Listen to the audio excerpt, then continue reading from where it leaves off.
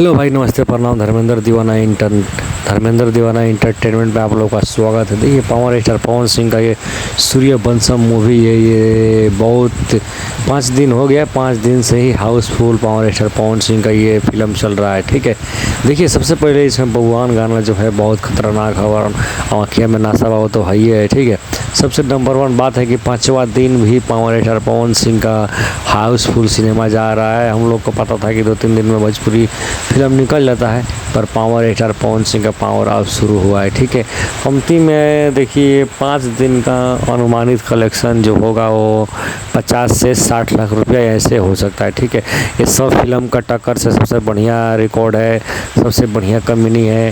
ठीक है, तो इसे भी अपने दुलार वगैरह बनाइए। और जो सिनेमा नहीं देखे हैं वो लोग जाइए सिनेमा देखिए। आज जो लोग देख लिया है वो कहाँ कहाँ से देखे हैं। ठीक है, आप लोग कमेंट में बताइए। हम भी सोना हॉल में, रसकौल में जाकर देखे हैं, आप लोग कहाँ से देखे हैं बताइए कमेंट में। जय हो पावर।